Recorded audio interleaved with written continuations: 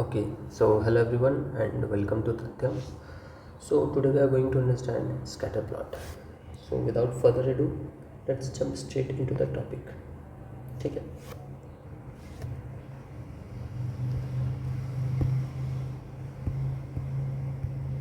Scatter plot. Scatter plot is a graph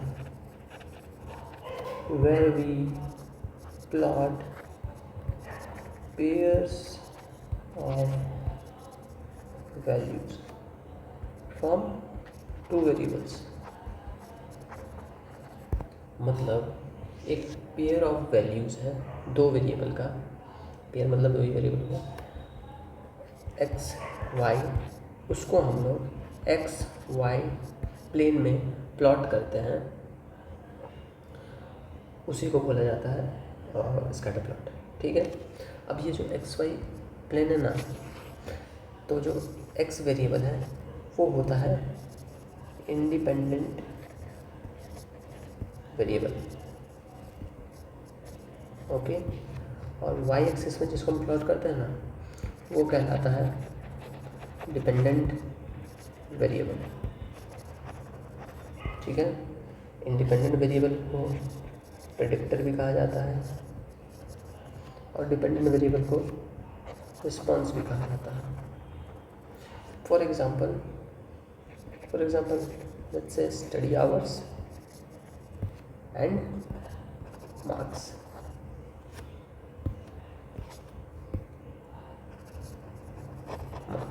ठीक है. तो यहाँ पे हम लेते हैं ना, इसको एक्स में प्लॉट करते हैं, एक्स एक्सिस में, इसको वाई एक्सिस में. कुछ इस तरह से डाटा है. जो बच्चा 1 घंटा पढ़ता है उसका 40 मार्क्स आता है. जो बच्चा 2 घंटा पढ़ता है उसका 50 मार्क्स आया. जो बच्चा 3 घंटा पढ़ा उसका 60 मार्क्स आया. जो बच्चा 4 घंटा पढ़ा उसका 70 मार्क्स आया. और जो बच्चा 5 घंटा पढ़ा उसका 80 मार्क्स आया. ओके. अब इसमें इसको अब क्या करना है, ये डाटा सेट को सिंपली एक प्लेन लो, एक्स एक्सिस वाई एक्सिस. ठीक है. एक्स एक्सिस में इंडिपेंडेंट वेरिएबल होगा. इंडिपेंडेंट वेरिएबल हम लोग का क्या यहाँ पे क्या है, स्टडी आवर्स. ये इसको प्लॉट करो एक्स एक्सिस में 1 2 3 4 5. वाई एक्सिस में क्या होगा हम लोग का डिपेंडेंट वेरिएबल और रिस्पॉन्स. यहाँ पे रिस्पॉन्स डिपेंडेंट वेरिएबल को क्या है, मार्क्स. उसको वाई एक्सिस में प्लॉट करो और हर एक पेयर को प्लॉट करो इस एक्सिस में. एक घंटा जो पढ़ रहा है उसका मार्क्स आ रहा 40, एक डॉट. 2 घंटा जो पढ़ रहा है उसका मार्क्स आ रहा 50, यहाँ पे एक डॉट. 3 घंटा जो पढ़ रहा है उसका मार्क्स आ रहा है 60, यहाँ पे एक डॉट. 4 घंटा जो पढ़ रहा है उसका मार्क्स आ रहा है 70, यहाँ पे एक डॉट. 5 घंटा जो पढ़ रहा है उसका मार्क्स आ रहा है 80, यहाँ पे एक डॉट. ठीक है. कैसे बना पता चल गया. और यही हो गया हमारा स्कैटर प्लॉट. बहुत सिंपल सा चीज़ है, कोई बहुत कॉम्प्लेक्स चीज़ नहीं है. ठीक है. अब नोट करने वाला बात ये है कि स्कैटर प्लॉट जो होता है ना, वो स्ट्रिक्टली क्वांटिटेटिव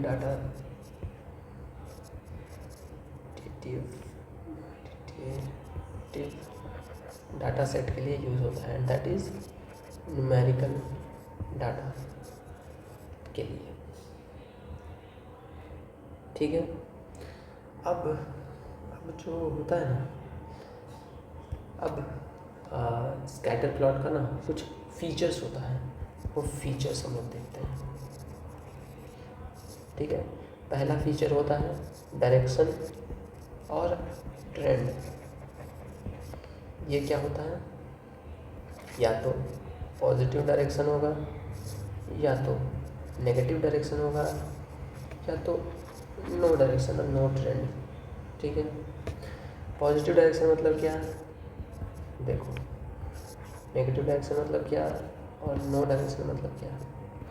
मतलब अगर हम स्कैटर प्लॉट बनाए ना, जैसे ये हमारा स्कैटर प्लॉट बना है, ठीक है, ये x है, ये y है, तो विथ इंक्रीजिंग x, देखो विथ इंक्रीजिंग x जैसे जैसे इंक्रीज हो रहा है y का वैल्यू इंक्रीज हो रहा है। देखो x, ये वैल्यू है y का, ठीक है, x हम इंक्रीज करके यहाँ किया, तो यहाँ पे लेट्स से ये पॉइंट आ रहा है, ये भी पॉइंट है, ये भी पॉइंट है, तो देखो इस यहाँ से यहाँ तक x इंक्रीज हुआ, तो यहाँ से यहाँ तक x इंक्रीज हुआ, तो y भी तो इंक्रीज हुआ,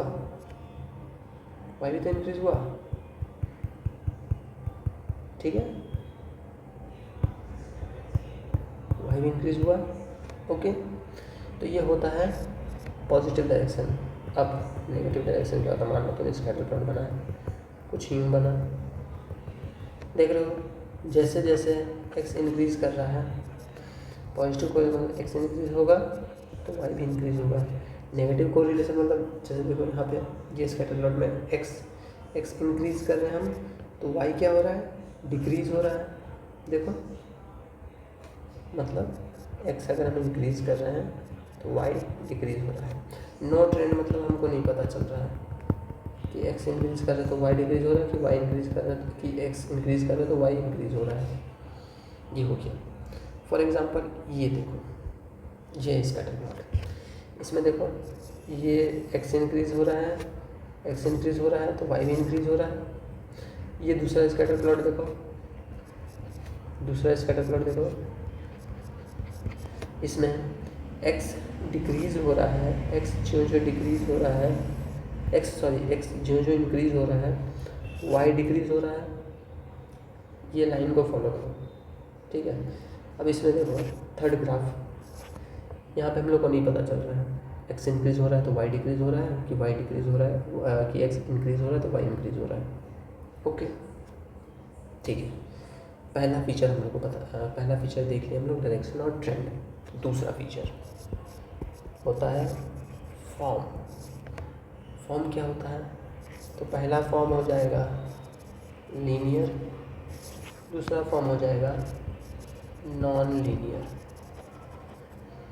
मतलब अगर हम स्कैटर प्लॉट अपना ड्रॉ किए ना, scatter plot let's say draw किए और उसमें एक लाइन फिट किए, तो वो एक स्ट्रेट लाइन को फॉलो करेगा। देखो स्ट्रेट लाइन को फॉलो कर रहा है ये स्कैटर प्लॉट, तो ये कहलाएगा लीनियर। नॉन लीनियर क्या होगा? हम स्कैटर प्लॉट अपना प्लॉट किए,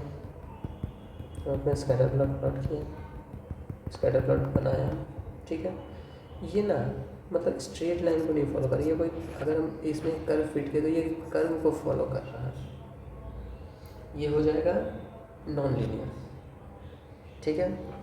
फॉर एग्जांपल ये देखो, ये जो फर्स्ट वाला स्कैटर प्लॉट है ये लीनियर है, ये पॉइंट स्ट्रेट लाइन को फॉलो कर रहे हैं।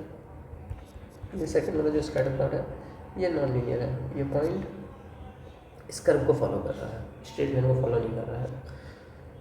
ओके, ठीक है। अब दूसरा प्रॉपर्टी देखते हैं जो कि होता है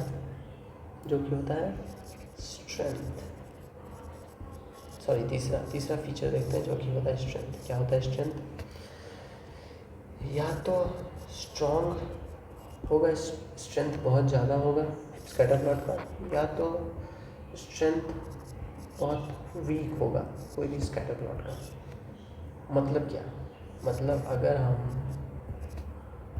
स्कैटर प्लॉट बनाए ना, मान लो मेरा ये स्कैटर प्लॉट बना है, ठीक है, और इसमें हम एक लाइन फिट किए, ओके। अब हम मान लो यहाँ पे भी मेरा एक स्कैटर प्लॉट बना, ठीक है, यहाँ पे भी हम एक लाइन फिट किए, ठीक है।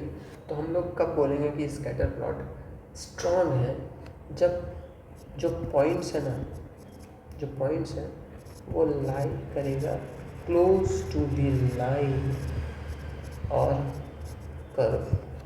देखो ये लाइन हम फिट किए हैं, स्कैटर प्लॉट पे जो पॉइंट्स हैं वो ज़्यादा क्लोज है, इसके कंपैरिजन में इसमें देखो पॉइंट्स कंपैरेटिवली, इसमें पॉइंट्स कंपैरेटिवली ज़्यादा दूर है लाइन के या कर्व के। इसमें क्या है, पॉइंट्स ज़्यादा क्लोज है लाइन के और कर्व के, लाइन के। ठीक है, तो हम लोग बोलेंगे कि इसका स्ट्रेंथ ज़्यादा है जब हम कंपैरिजन करेंगे ये दोनों को, ये दोनों स्कैटर प्लॉट को। ओके, फॉर एग्जांपल ये देखो, फॉर एग्जांपल ये देखो। अब देखो, एक डाउट आता होगा कि अगर स्ट्रेंथ ज़्यादा है तो लीनियर होगा, अगर स्ट्रेंथ कम है तो नॉन लीनियर होगा, जबकि ऐसा नहीं है। लीनियर मतलब वो स्कैटर प्लॉट जिसमें अगर हम लाइन फिट किए हैं तो वो एक स्ट्रेट लाइन है। नॉन लीनियर मतलब वो स्कैटर प्लॉट जिसमें एक स्ट्रेट लाइन फिट नहीं हो रहा है, जिसमें एक कर्व फिट हो रहा है। ठीक है, तो ये देखो हाई स्ट्रेंथ और लीनियर स्कैटर प्लॉट, और वहीं पे देखो ये भी लीनियर स्कैटर प्लॉट है, लेकिन इसका क्या लो स्ट्रेंथ है इसके कंपैरिजन में। ठीक है, इसका लो स्ट्रेंथ है इसके कंपैरिजन में। अब देखो ये high strength non linear scatter plot, high strength क्यों, क्योंकि पॉइंट्स जो हैं वो काफ़ी क्लोज हैं इस कर्व के। ठीक है, और पॉइंट ड्रॉ करने दो एक सेकेंड।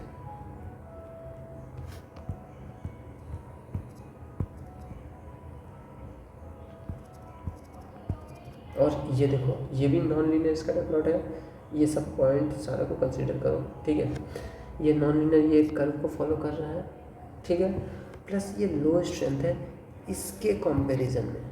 देखो इसमें पॉइंट्स जो हैं वो काफ़ी दूर स्प्रेड किए हुए हैं इन इस कर्व के एज कंपैरिजन टू दिस, तो इसका हम लोग बोलेंगे स्ट्रेंथ कम है एज कंपैरिजन टू दिस।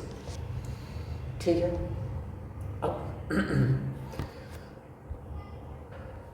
अब हम लोग देखते हैं advantages and disadvantages of scatter plot. तो scatter plot is very easy to visualise relationships between two variables. ठीक है, अच्छा, अब स्कैटर प्लॉट हम जब बनाते हैं ना तो it helps us to detect patterns increasing decreasing. ठीक है, कोरिलेशंस एंड आउटलायर्स। अगर हम स्कैटर प्लॉट बनाते हैं ना, मान लो मेरा ये स्कैटर प्लॉट बना, तो इसमें आउटलायर्स ना बहुत इजीली दिख जाएगा हमको स्कैटर प्लॉट में। Okay, and it is useful as a first step in exploratory data analysis. EDA के बारे में लेटर वीडियोस में हम लोग ब्रीफली डिस्कस करेंगे। ओके, अब इसका लिमिटेशंस क्या है। सो इसका पहला फर्स्ट एंड फॉरमोस्ट लिमिटेशंस ये है ना, इट ओनली शोज 2 वेरिएबल्स। 2 से ज़्यादा वेरिएबल्स बहुत डिफ़िकल्ट होंगे बनाना, बन सकता है लेकिन बहुत ज़्यादा डिफ़िकल्ट होंगे। दूसरा कि ये ना स्कैटर प्लॉट हम लोग को एसोसिएशन शो करता है, हम लोग को कॉजेशन शो नहीं करता है। अच्छा, एसोसिएशन और कॉजेशन ये क्या है, तो समझना पहले कॉजेशन को समझते हैं। ठीक है, तो कॉजेशन मतलब ए change in x is directly produces a change in y। For example हम लोग कार का एक्सेलरेटर को पुश करते हैं तो हम लोग का स्पीड बढ़ता है, तो ये हो गया हम लोग का कॉजेशन। ठीक है, x इज कॉजिंग y, मतलब pushing accelerator which is x causes increase in speed, so this is causation. Here x is the cause कारण and y is the effect, y जो है वो effect है। मतलब x जो है ना, x कारण है y के होने का, ये होता है कॉजेशन। ठीक है, अब एसोसिएशन हम समझते हैं। एसोसिएशन क्या होता है? एसोसिएशन होता है कि एक्स एंड वाई ये दोनों चेंज तो हो रहे हैं टुगेदर, मतलब दोनों एक्स चेंज हो रहा है तो वाई भी चेंज हो रहा है एट द सेम टाइम, लेकिन we don't know if X causes Y. मतलब हम लोग ये तो देख पा रहे हैं कि एक्स चेंज हो रहा है तो वाई भी चेंज हो रहा है, लेकिन हम लोग ये श्योर नहीं है कि क्या एक्स जो चेंज हो रहा है उसके कारण वाई चेंज हो रहा है या फिर कोई और थर्ड वेरिएबल है जिसके कारण वाई चेंज हो रहा है। ठीक है, फॉर एग्जांपल देखे होंगे आइसक्रीम सेल्स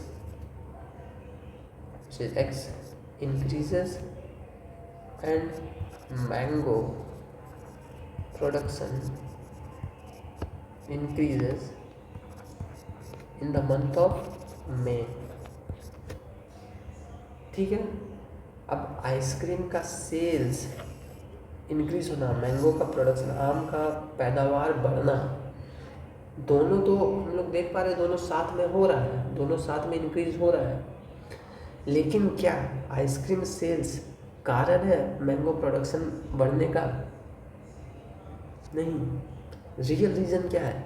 रियल रीज़न इन मई के महीने में टेम्परेचर बहुत ज़्यादा होता है which is favourable for mango production as well as temperature ज़्यादा होने के कारण इंसान लोग आइसक्रीम को ज़्यादा प्रेफर करता है खाना, इसीलिए सेल्स इंक्रीज होता है।